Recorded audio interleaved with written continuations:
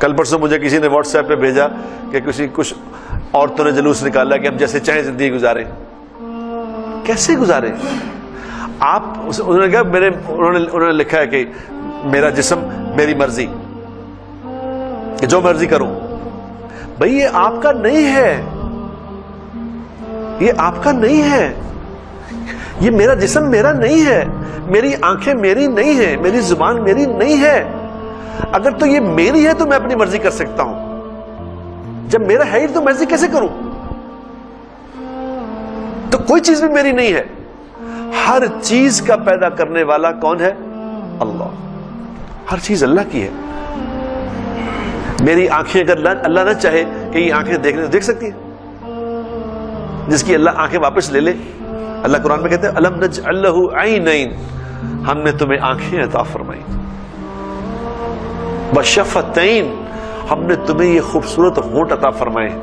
یہ تمہارے نہیں ہے، یہ آنکھیں تمہاری نہیں ہے، یہ جسم یہ دل دماغ تمہارا نہیں ہے، یہ اللہ کا ہے. جب یہ اللہ کا ہے تو اس کو کس کی مرضی سے استعمال کرنا چاہیے؟ میرے بھائیوں میری بہن، خدا کے لیے عقل کریں. کچھ ہم عقل کریں کہ مجھے کس نے پیدا کیا ہے، کیوں پیدا کیا ہے، مجھے یہاں کیا کرنا ہے اور کیسے کرنا ہے، کیا بولنا ہے کیا نہیں بولنا، کس وقت میں مجھے کیا کرنا ہے. یہ سب سیکھ کے کرنا تھا، اپنی مرضی سے نہیں کرنا تھا یہاں کچھ بھی.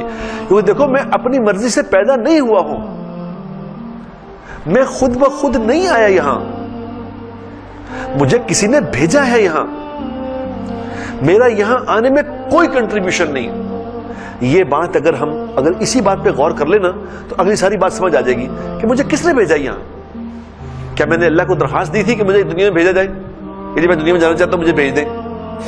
مجھے تو کچھ پتہ ہی نہیں. میری تو آنکھ کھلی، جب میری آنکھ کھلی تو مجھے پتہ چلا میں دنیا میں آ گیا ہوں. اب بتاؤ میرا کیا کنٹریبیوشن ہے؟ مجھے کیسا بننا تھا؟ مجھے مرد بننا تھا، مجھے عورت بننا تھا، مجھے خوبصورت بننا تھا، مجھے عام انسان بننا تھا، مجھے صدر بننا تھا، مجھے وزیر اعظم بننا تھا، مجھے ملازم بننا تھا. کسی نے پوچھا یہ بات؟ کیا کنٹریبیوشن ہے ہمارا بتاؤ؟ ہم تو بے بس ہیں ہر حال میں میرے دوستوں.